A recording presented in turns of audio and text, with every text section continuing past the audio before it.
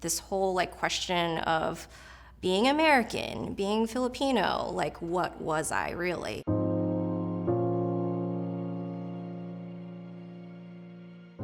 Part Filipino, part white. Taiwanese and Cantonese. Vietnamese American. Korean American. Taiwanese American. Filipinx and Chinese American. Vietnamese American. Filipino American. Taiwanese American. And I'm Vietnamese American. Some kids like said something along like, go back to China or something. And I didn't understand like racism at the time, so I think I was like, I'm not Chinese, I'm Vietnamese. I feel like I'm trespassing. Like, no matter where I am, I sort of feel like I snuck into, like, this group of people or this group of people. I didn't even know what it was like to be Asian. Like, I didn't have anyone to talk to about that. Used to think that with my obsession with Hello Kitty that I was born the wrong Asian, that I really wanted to be Japanese. Like, I don't speak the language, I cook Filipino food, but I don't know. It's just like the experience is like feeling like I'm not enough of either.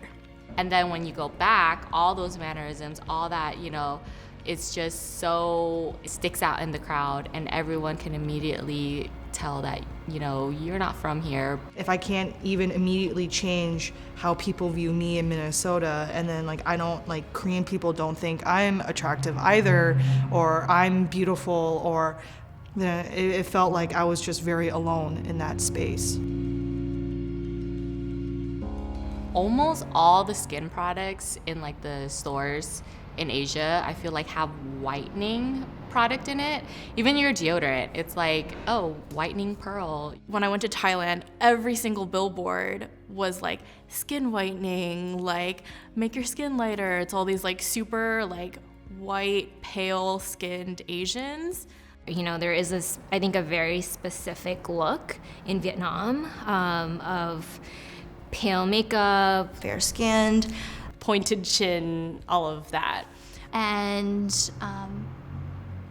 weighing a certain weight, that I think I always equated to physical beauty. I mean, I feel like we all sort of can relate on going home and our moms calling us like fat.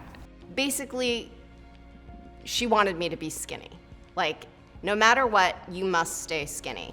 And that was a lot of pressure. Aunties and stuff would always tell me like, oh, you look so white, like you could be a movie star in the Philippines and stuff like that.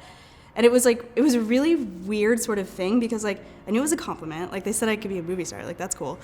But at the same time, it was like, you can be a movie star because you look different.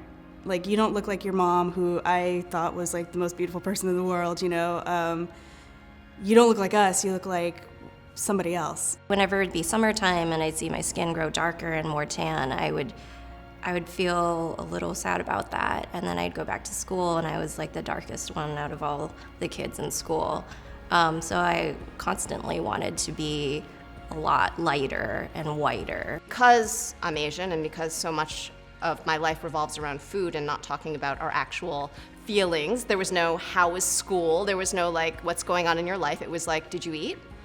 Here's food.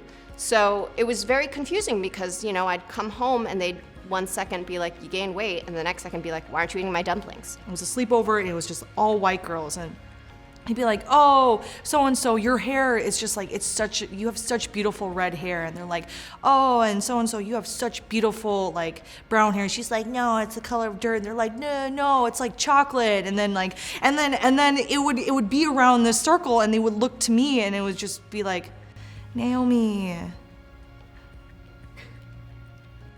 blank.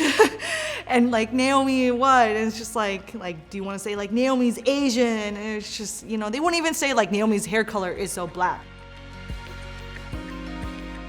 Now I feel like my skin color is like a part of my identity. And if I didn't really truly accept what I looked like, I think I would have changed so many different aspects of myself. It wasn't until like I got a lot older that I was like, yes, I started to embrace the Filipino side of me. So now I'm just like, okay, well, what looks the best on me? And then let's just go from there. And it's either like, get on this train or get off, like kind of mentality.